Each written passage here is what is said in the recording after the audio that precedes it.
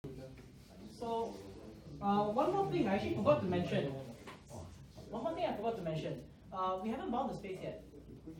So if the space of this data structure is like m cubed or m to the power of 4, m to the 1 million, it's crap. It's really bad, right? In fact, I'm pretty sure you can imagine like a very, very simple data structure that can solve all these queries in like roughly, I don't know, let's say 2 to the n time. You know, that will just pre-compute all the possible things, for example, right? It's not really good for our purposes, and it probably be a bit too expensive. Okay, so I'll give you a bit of warning. There's a bit of math, you know, like coming up. I really couldn't avoid it. I'll do one proof by induction. Strong induction, actually. Okay, so first question to you guys to sort of like test whether you've been paying attention. If I were to, since I defined the data structure recursively, how much space am I actually taking? Like, let's define it recursively. So I have a universe of size m, right? How many times do I recurse? It's kind of weird. I'm doing it on a data structure, not an algorithm. But how many times do I recurse? Sorry? 2 times? No, like the data structure itself. Not exactly 2, right? We have like 1 for the summary. How many do you have for the clusters? Yeah, square root of m, right? So I have square root of m clusters that I need to take care of, and 1 extra summary cluster. Each of these are universes of size root m. Okay. Now, it's a weird question to ask when I say how much work I'm doing here, but the amount of work I'm actually doing here is like root m, let's say, or maybe 2 root m. This means I'm storing the pointers to each of these clusters. Okay, so I promise you the constants don't matter, and I don't like hand waving, but I really don't want to work through the math if it's going to be this ugly. So let's just say it's root m. Okay, I mean I know like you're going to be like, but then there's root m plus 1 pointers, but let's just pretend it's root m. Okay. This one matters, this one doesn't. Okay. Yeah? Are we assuming that pointers and let's say counters take up one space? Yeah, for now, yes. Okay. I mean, if there's a log m here, I think the log m pops out later on. I think. So let me. Yeah, should be or like yeah, there might be an extra log m. And I think. Okay, no. Let me not get sidetracked. I'll talk about it in a bit after I'm done with this. Okay. The amount of space that I'm actually going to show this entire thing takes is actually just OM. Surprisingly. It's like wow, you know, I've like defined all this stuff, but you know, even with an ugly like recursion like this, it's actually OM. Again, I wanted to do it easily, but I really couldn't, so I have to do induction. So my inductive hypothesis is going to be this. Okay, I'm going to assume for all I strictly less than m. Okay, Ti is what was it? I think it was like bounded by I minus 2. I need the minus 2. It doesn't work without the minus 2. Okay, so. If you're confused about this trait, and I haven't shown you, the idea is that intuitively this is a very strong assumption. It's actually stronger than if I said it's less than I, right? In other words, I assume more, I can actually bound it better, and you'll see why the math will work out. Okay, so this is my inductive hypothesis. Let me push through the induction. So by definition, the amount of space I need is this much. Okay. Now, by my inductive hypothesis, okay, this amount is, you know, by this guy is bounded by root m plus 1 times root m minus 2 plus root m. Okay, now you just try to do the math. So this is m minus 2 root m plus root m minus 2 plus root m. Okay, now this, assuming my high school math doesn't fail me like I did this afternoon, these two cancel out, and you get m minus 2. You're done. Okay, so you use like on the order of m space. Damn, right? Now, I actually wanted to set this as an assignment question, but I think it'll be a bit too painful. So, well, it's not that bad actually. It's just like 5 sentences in CLRS, but I guess 5 could be a lot. So this is the part where I mentioned. This looks pretty cool. You're linear in the universe size, which might not be very surprising depending on your background. So I'll mention the question again, like, can we do better, right? M space seems pretty cool, but again, if you have 64 bits, right, how much is that? It's to the power of 64. Like that's how much space you need, on the order of that much, right? So for your purposes, it might be great, but the question is always, you know, can we do better, right? Because if I have n items, and n items isn't a lot. You know, M space is really ridiculous. You might as well be better off using a binary search tree, saving a bit of space, you know, trading off a bit of time. Okay, So let me introduce two things. I'm not going to cover them. I'm leaving it to you guys, so that for the end of semester's presentation, you can potentially pick it up if you want to and cover it. In fact, I hope you guys do. I heard this was really cool and I haven't studied it myself. So the X fast tries and the Y fast tries. So not trees but tries. I don't know why. Fast tries. Okay. Now I think you should have enough background to cover this by now, but not enough to cover this, and that's actually why I'm going to do hashing in a bit. Okay. But the motivation for this is the following. A quick question: when we build the Emde Boas trees, right? Can you think of like one very obvious inefficiency in terms of space, not in terms of time, in terms of space? Empty.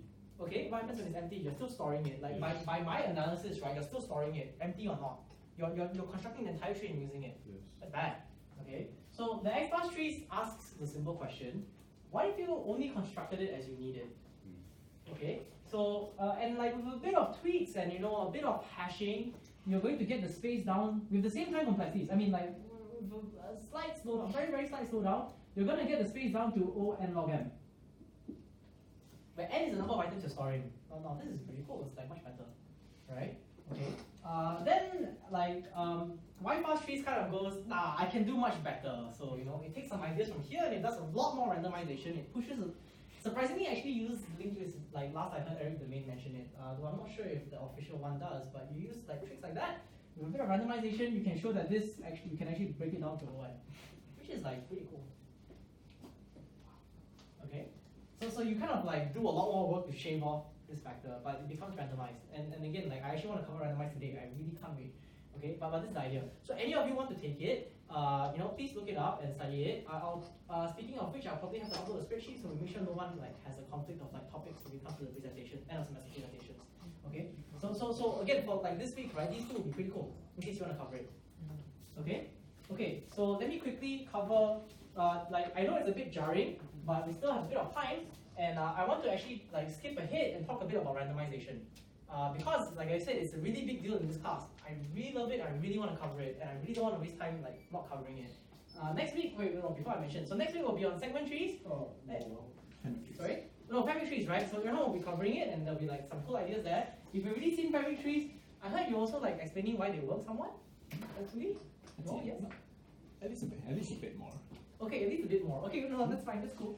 I haven't seen family trees myself, so I'll be pretty excited about that. I think it's mostly about a little bit about the analysis, a little bit of history. I don't think it's anything new for those people who have learned it before. So okay, but lower your expectations, please. but don't like. It's fine. Okay, so let me quickly switch gears since it's after the break, and let's talk about randomization. So. I think it's a bit cheating because like some of these techniques and ideas we only get the chance to see them in level 5000 modules. I don't want to scare you away, and I think it's kind of like a shame that we only see them in grad courses because I think they are really cool ideas, and in other universities they are covered in undergrad courses.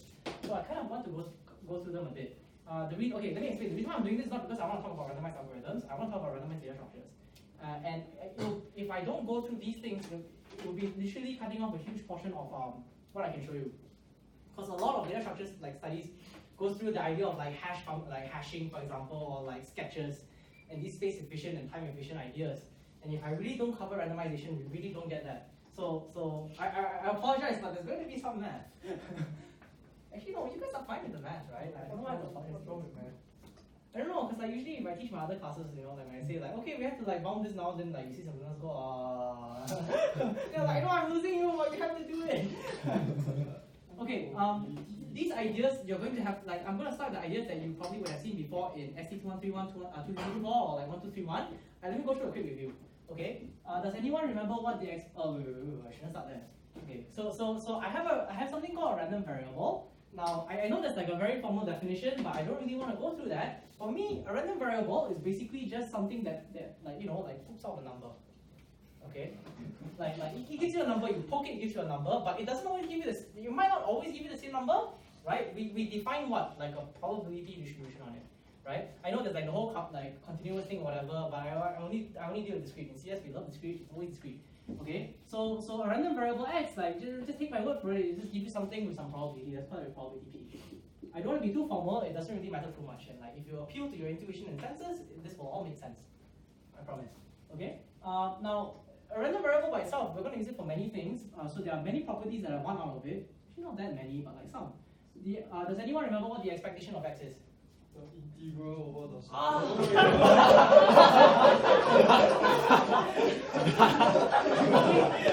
we don't take continuous distributions.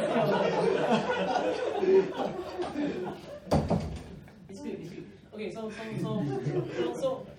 summation over the so I know you want to flex, but so I mean, okay, it's not wrong.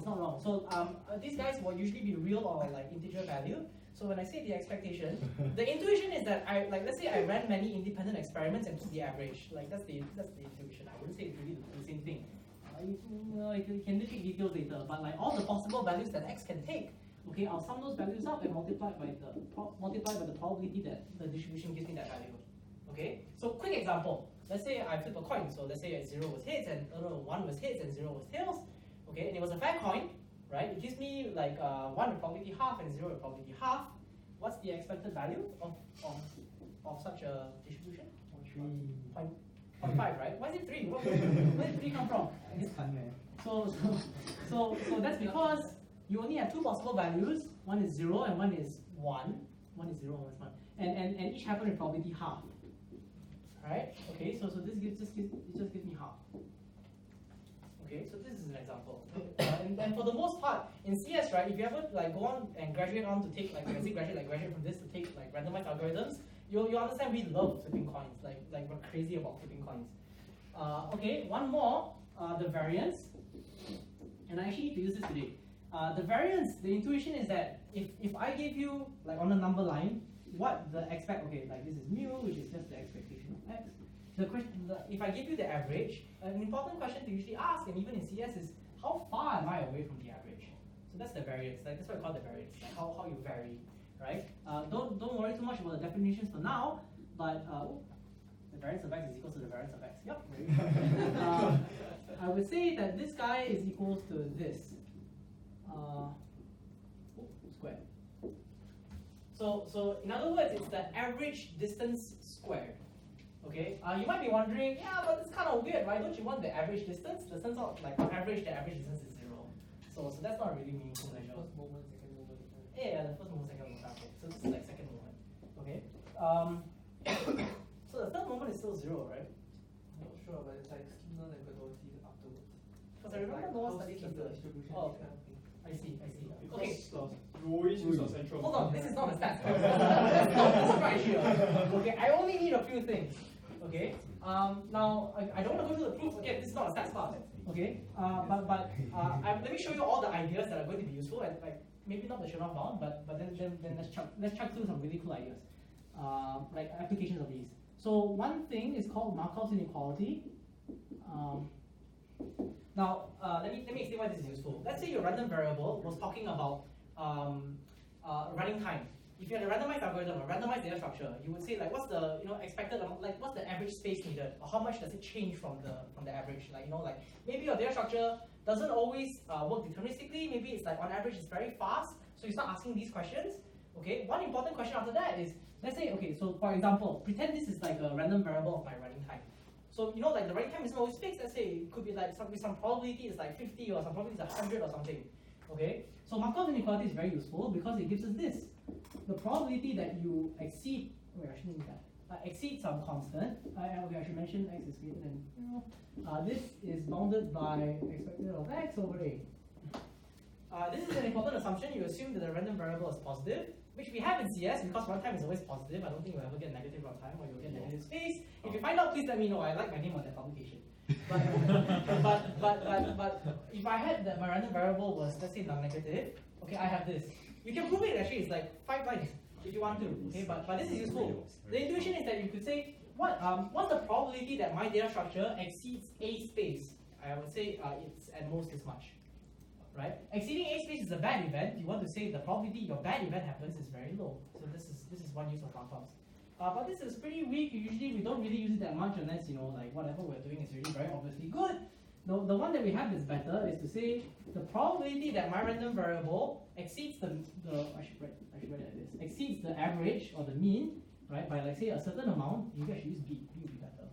Okay, this is upper bounded by the variance of x over b squared. Now this is slightly more useful. Okay, I won't show you the rest, but basically this is actually enough for me to finish up whatever I want to do today. This is Chebyshev or Chebyshev or something. I don't know. Some people are very particular about this. My TA calls it check. From last time, You know, I was just imagining if when I upload this onto YouTube, right, some guy like from like outside the uni or like some other country is gonna like hear it and be angry and like type in a comment, and as he's typing it, he's gonna hear you say my TA calls it Chef. then the guy will be like, he's forgiven. You're welcome. Thank you so much. Okay. So let me now very quickly talk about two independent hashing, and then I'll give you an application of it. The application is going to be an algorithm, but I want to talk about hashing. I'm not sure about the ones who are outside of Harold's class, but what are you told about hash functions? Like we use hash tables, right? What are you told about hash functions? Pretty random. Okay, they're pretty random, right? Like that's the first thing anyone like says. And why do we want them to be pretty random? So they cannot be attacked. Sort of, right? You don't want to force the worst case, right? That's the motivation, right? Okay, so for example, in a hash table, you want to like roughly distribute the items, but you still need a very important guarantee, which is that on the same input, okay, it gives the same output, right? Why is this important? So you can retrieve your. Yeah, because if your hash function was completely random, well, you kind of said it just gives you back whatever you give. It's like, hey, hash 5. I mean, actually it works. That's what C++ does in its default hash function for integers. What? Yes. Assume your table is of infinite size. I mean, if you think about it, our step 1 of Emde Boas tree secret, hash it into. Yeah, because that's as even as it gets. Oh god, that assumes an even distribution of the inputs. Okay, but yeah, okay. So again, you can have a very random function. That's easy, right? Just randomly give a value, flip the right coins and give it a value. But if it doesn't point you back to where you were when you asked for the same thing, that's pretty ridiculous. It's pretty crap, right? And in most classes, I don't know if they do it in like 3-3, for example, but at least in 30-40s, when we talk about hash functions, we'll say, okay, we pretend it's random, but it's not too random. And we go like, okay, it's random, but when you give it the same thing, it still gives you the same output. Sounds a bit weird, right? But today I want to demystify that very quickly. So let me explain. A hash function, yes, on the same input it gives the same output, and we still want it to look pretty random. Okay, so a hash table. Do you guys know how to implement a hash table? How will you guys know how to implement a hash table? Use binary search tree.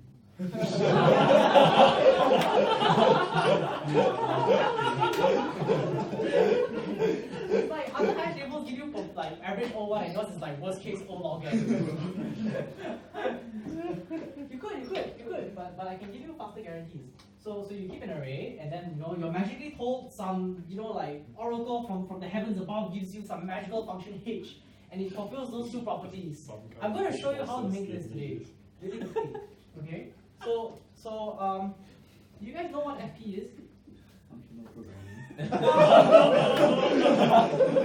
like I mapped CADDP, like then what is FP? It's the field of functional programming over prime or something. Yeah, it's a field. So this, yeah, it's a finite field. And what I mean by that is that this guy contains items 0, 1 until p minus 1. Don't worry too much about that. And it gives you the usual operations like plus and multiply. It works the same way you think it does, okay? It's just that we're giving it a fancy name. I'm giving it a fancy name because then I can refer to it as FP, and not say like the set containing 0 to p minus 1. Okay, but that's the idea. Okay, now, let me show you how to make a hash function, and then we're going to use it. How does addition work in this field? Is that modular? Not P. Okay. So like you said, the usual things work here. But yeah, great question. So operations are closed. Yeah, they're closed. Yeah, closure means you fall back into the same set. Okay. Okay. So let's make a hash function. Now, let me show you something called two independence first. Do I show you the property first or the hash function first? now I'm actually applying a random hash Yes. function. Okay. Then I'll just show you both at the same time. Okay, let me do two independents first. Then I can substitute 2 for k. You can do that in your own time, just like control F and control replace. Okay. Again, morning math on the whiteboard. So if I have a function f, okay, and it takes in a domain of size n and gives you and outputs m possible items, okay, I'm going to call it 2 independent. So I'll say f is 2 independent, if, okay, for all x1, x2, y1, y2, the probability, and I'll explain this in a bit, hx1 equals y1 and x2 equals y2 is at most 1 over m squared. Okay, this kind of looks familiar, right? But let me parse this for you. I'm going to say it's 2 independent if I take any 2 items in the set, okay, and when I hash them, right, the probability that the output is whatever I specify to be is at most 1 over m squared. Now, if you did like probability and you assume that your hash function was completely random, for example, this kind of makes sense, right? Because you would say, oh, you know, like f like should randomly take something and throw it to like any of the possible m values, and that's so for the other items. So you know, it should pretty much be 1 over m squared. That kind of makes sense, right? Okay. Now the issue is in CS we don't really have these kind of good guarantees for everything. What we have usually is limited independence. So what I mean by that is, right, if I say a function is 2 independent, if I only look at 2 items, and I'll show you an example in a bit, if I only look at 2 items, it will look like the function is independent, so you'll get roughly 1 over m squared. Okay, but for example, I can construct functions, which I'll show you, where it's 2 independent but not 3 independent. Meaning, right, if I look at 2 items, it will look like it's like those 2 events, like where those 2 items land, it will be like random, they'll be independent, they'll look independent of each other. But if I look at 3 items, there's a possibility I'll actually figure out what the third one is based on where the first 2 go. Then it's not independent anymore. Okay. Again, the issue is because I need these 2 at the same time.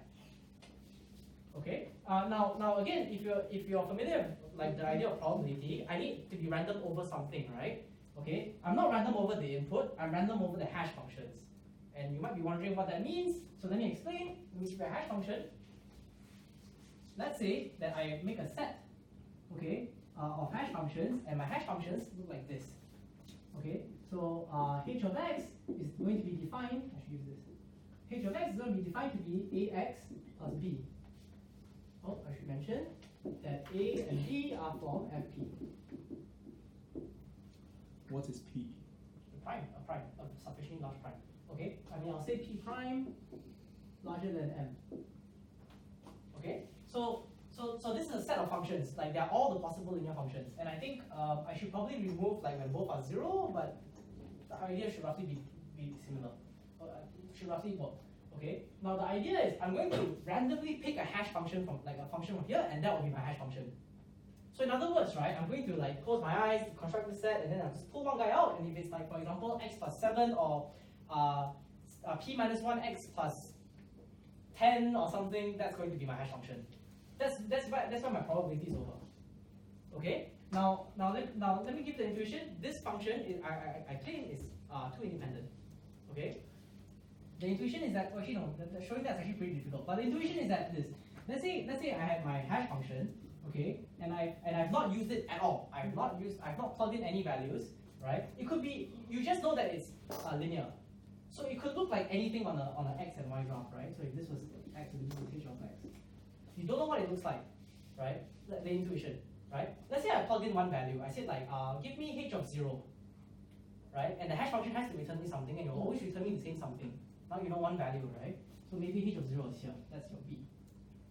Okay. Now the question is, do you still know where the next value is going to be? No. Why? You don't know the slope, right? That's kind of the issue. You still have a lot of possible functions that actually pass through this point. And remember, you picked a random function out of this set, right? So like, hey, you know, like you don't know what's going to happen. I don't know what's going to happen. This is pretty random. Okay. Now what if let's say I plugged in another observation that's not 0, like h of, let's say 1, or like h of 2, let's say. So 2 is here, and like maybe it gives you some value here. Now the question is the function still random? Let's say I plugged in like a third value. Is there any like uncertainty in where the value is going to be? Not really, right? So it fulfills, it doesn't satisfy this stronger condition, which is like x1 equals this, and h of x2 equals this, y2 equals this, and h of x3 equals y of 3. Like this hash function, if you sample it uniformly at random, it satisfies this, it doesn't satisfy this. Okay, so quick stupid question before I give you the application. How do I make a this is 3 independence. How do I make a 3 independent hash function? Yeah, exactly. Simple, right? So what you do is you pretty much just construct a larger set. So ax plus bx plus t. Okay. Now again, like me giving you this framework is completely useless if we don't ever use it. And we're gonna see some applications of that down the road. Let me give you a really quick one. Does anyone know what bucket sort is? Is it even a sort? Yeah, it is a sort. It is a sort, right? Yeah, you put things in buckets, but it'd be pretty ridiculous if you put everything in one bucket and sort it. But then we default down to another sorting algorithm. It's like bucket sort is defined as like quick sort. Edmund's cup is for person, right? It's like you lift open the label. Hey, wait a minute, what are you doing here? Is it different from counting sort? Yeah, it's a bit different. Counting sort is very deterministic. Bucket sort kind of. There's one version of bucket sort, so let me quickly explain. One idea of bucket sort is you assume that the inputs come from like some interval, and they're like the usual one is, oh, it's uniformly distributed, so the intuition is that there should be like roughly the same amount of elements in every interval. Then what you do is you just cut them up into like root n segments, and then if you sort each using like, I don't know, bubble sort or something, each of them is supposed to be n squared, but since each interval roughly only has root n elements, each take n time, then you, okay, so let me actually be clear about that. So you sort of like divide them up into, let's say if you have n items, you divide them into root n buckets, right? Each of them you run like bubble sort or whatever, that should take O(n) time per interval, because it's squared of the items. And then after that, what you do is now you have a list, each let's say 1, 2, 5, 7, I'm kind of lazy right now. But after you sort this, you pretty much just go through the items in order and print them out, and that's your sorted order. Okay? And because this is an interval, all the items here are less than all the items here, etc., etc., etc. That's one way of thinking about it, but you kind of lose in the sense that you have to assume that the input was random. You rarely get those kind of guarantees. Okay? So, and you know, you might be thinking, oh great, so what we'll do instead is, we will just, for every item, randomly throw it into a bucket and then do the sort and whatever. You know, like, and stuff like that, right? But there's like, if you work more in CS, you realize that true randomness is very expensive. True randomness is a very expensive resource, and in our course, like, well, at least in this course, we kind of like, I would really want to talk about not having true randomness. So let's talk about actually bucketing stuff. Okay. So in other words, I'm just going to show you that if I use a 2 independent hash function, I don't need true randomness, I just 2 independent hash function. Okay. Every bucket on average is going to have root n elements with like a very decent probability. Okay. So again, let's say I have to define some random variables now. So let's say b1, b2, all the way until b root n. They should all look roughly similar. This is going to be a random variable. It's going to count the number of items that are in the bin. Okay, and if I have n items, so let's say I'm going to define it this way. X1 is is basically a random variable that is 1 if item, let's use I. Item I is in bin 1. 0 otherwise. This is like a coin, but I'm not giving you that it's half. Okay. So I can define my bin random variable based off these random variables.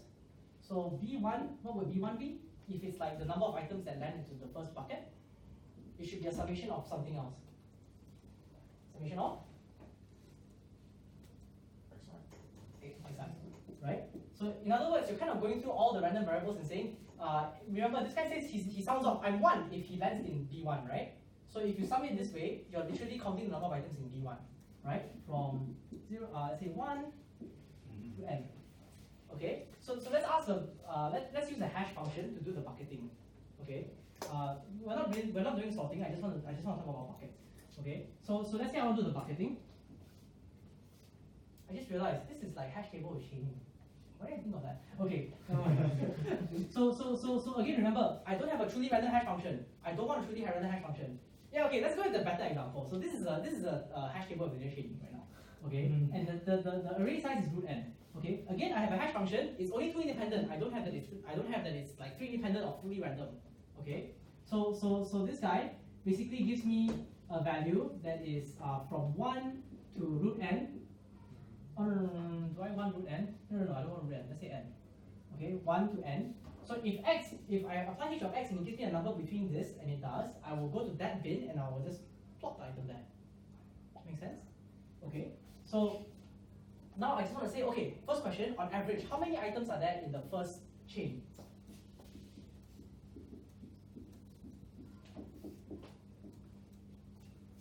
So again, the question is clear, right? I have a hash table of size n, and I'm doing chaining. Okay, I have a 2 independent hash function. It's not a fully random hash function. I have a 2 independent hash function. How many items on average are there on a chain? Right? So I'm asking how many items are there on average. I'm asking what's the expectation of V1? Okay, this is from 1 to 3, 1. How many of you remember that this is the same as this?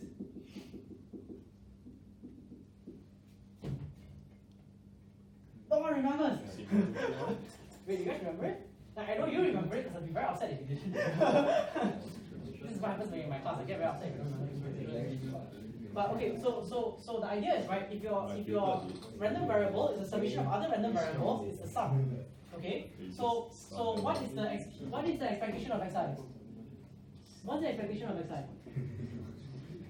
It's basically either 0 or 1, right? So it's 0 with the probability that I is not in bin 1, right? And it's 1 with probability that I is in bin 1, right? So in other words, the expected value of xi is really just the probability that item I is in bin 1. Okay? I have a guarantee. My hash function is 2y is independent, right? So this is the same as asking what's the probability that hi is equals to 1. Okay? So what's the probability? Oh, I erased it. Damn it. Wait. My hash function is from, let's say, n to n. So what's the probability that hi is equals to 1? 1 over n. Right? Okay. So this guy is 1 over n, and I'm summing over n of them. Okay. So n times 1 over n just gives me 1. So on average, right, my chain is only of length 1. Okay. Sorry. So the intuition here is that you don't actually need true randomness. Your function can just be a stupid, like you sample some linear function and use that as a hash function. And on average, right, you have your chains are of size 1. Okay, which sounds pretty good, and you might think, okay, yeah, like on average it's 1, but sometimes we don't really just want that, because the issue is if it's on average on average it's like of length 1, but it's still very likely that it can be very long. That's really bad. In fact, I'm going to show you that it's actually much more likely that this length is of size root n. Okay, like in other words, it's actually not super likely that the chain is of length like 1 or 2 or 3 or 4. It's actually very, very likely that the chain is of size root n. Okay, so let me quickly go through the math.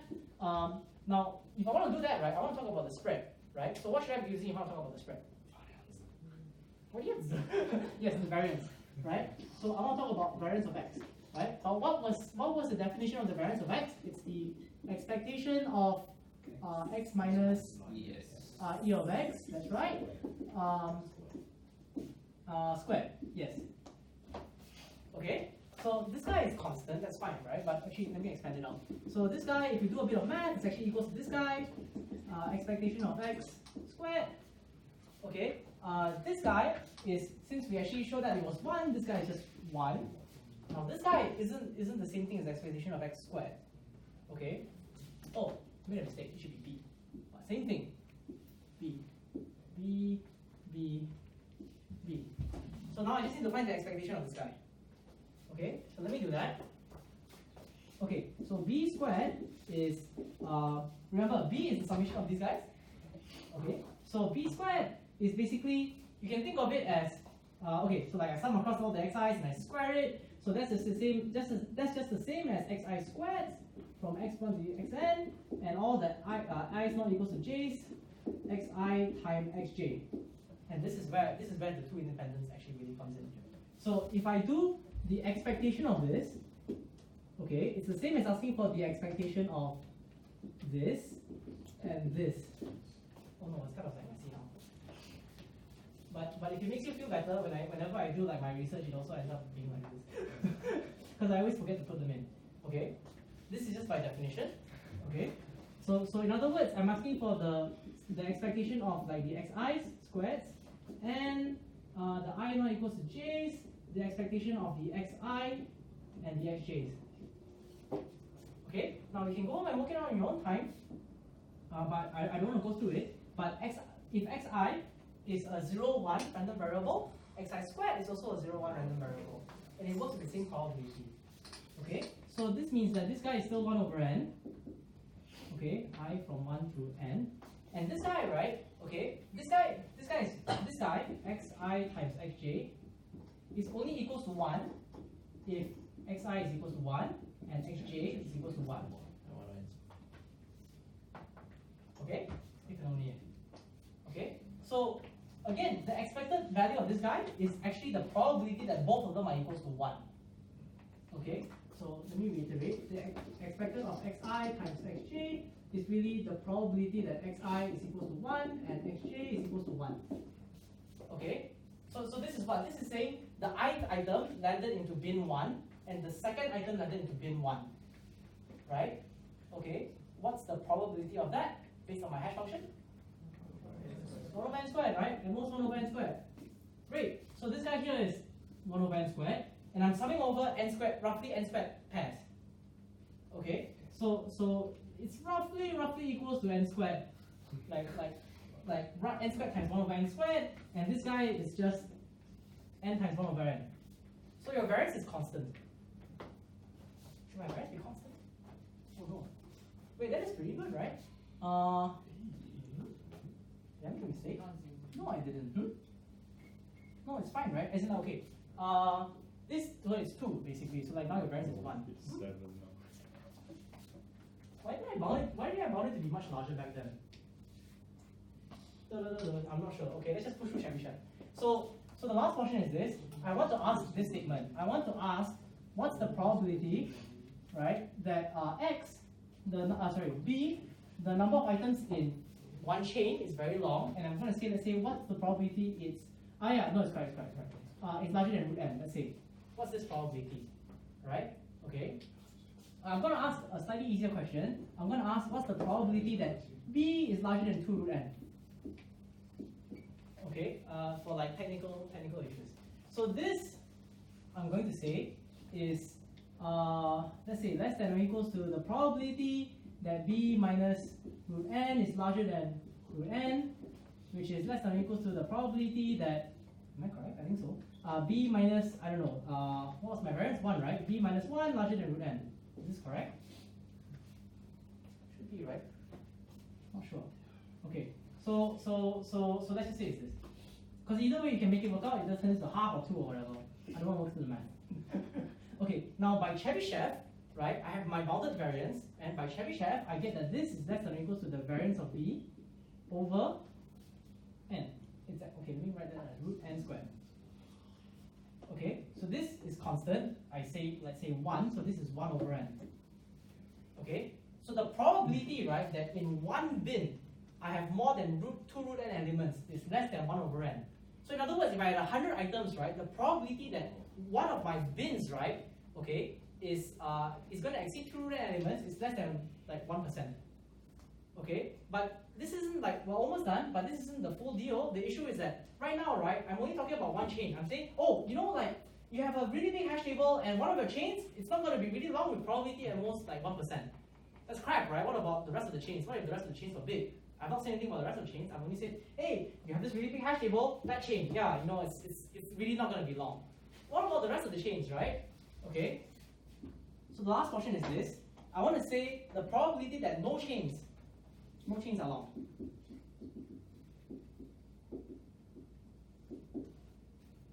Okay, so let me tweak this number a bit. So what I'm going to say is, what's the probability that this guy exceeds, let's say, 5 root n? Okay, so like that'll be the probability that this guy is like 4 root n. Yeah, this is fine. So then that's the then this probability goes down to 16. Okay, 16 good enough? I think 16 is good enough. Okay, so the probability that no chains are long okay, wait, no. Let's do it this way. The probability that any chains are long. Okay? What's the probability that any chains are long? This is upper bounded by the probability that a single chain is long.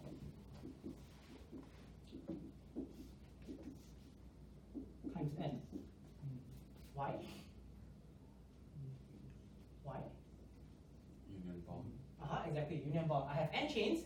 The probability that any of the chains are long is upper bounded by the probability. Okay, so like basically it's like the long version of A union B is lower bounded by probability of A plus probability of B.